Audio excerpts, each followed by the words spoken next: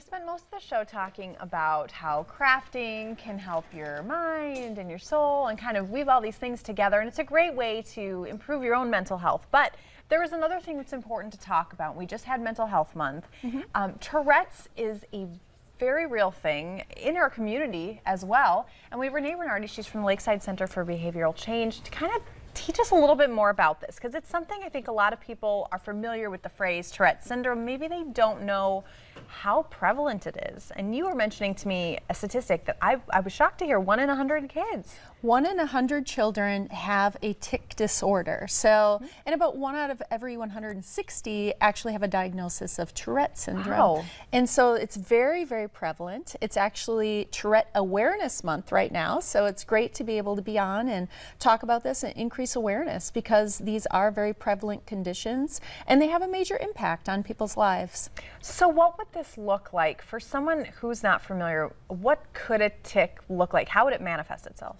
So tics, in order to have a diagnosis of Tourette syndrome, people have to have both vocal or phonic tics as well as motor tics. So vocal tics are oftentimes things like throat clearing or making little hoot noises or things along those lines.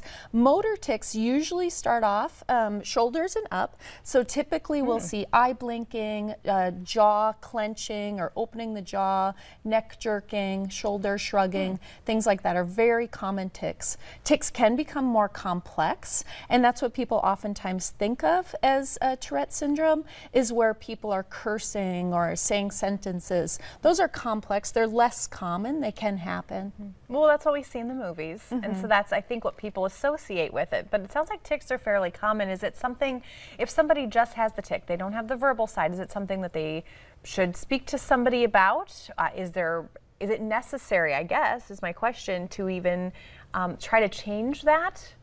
Is it a bad thing, really? Well, we all just have to learn how to Yeah. drive our own nervous system, right? So, and if you're noticing motor tics, vocal tics, one or the other, both, it just leads to slightly different diagnoses, and there is treatment available. So if this is something that you notice in yourself, in your child, in a loved one, it's good to gather more information and know that treatment is available. Treatment can be very effective in helping people manage their tics. Now, these are involuntary movements, but there are things that that I work with people with and my staff called CBIT, which is a cognitive behavioral treatment model. There's also sometimes medication that can be helpful as well.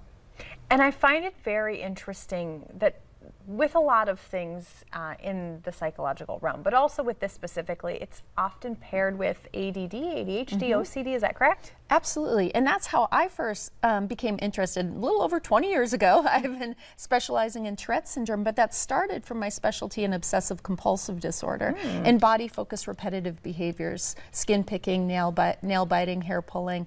But oftentimes with Tourette syndrome, you will see these comorbidities. So you will see ADHD, OCD, body-focused repetitive behaviors, other anxieties, learning difficulties, handwriting difficulties. So it's important for people to understand that this is all one nervous system. It isn't that a child has, 15 different diagnoses, but these things oftentimes travel together.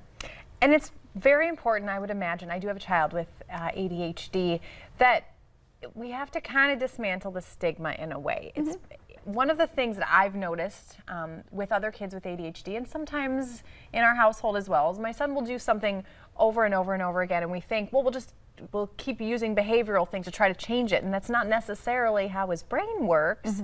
So I think it's important for us to kind of understand how this works, that it's something we can work on. Yeah. We have people like you that can walk with us in this journey, right? Absolutely. And it is important to understand that everyone has a different nervous system.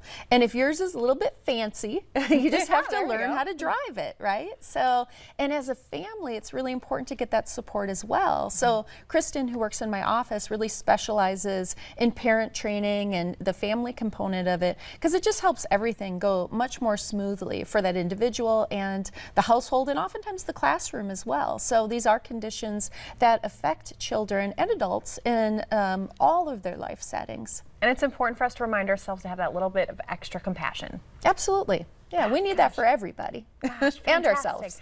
This has been So enlightening for me. Hopefully it was as well for you guys at home. But if you need a little bit more motivation in your life, we have your daily dose of motivation coming up next. So make sure you stay with us.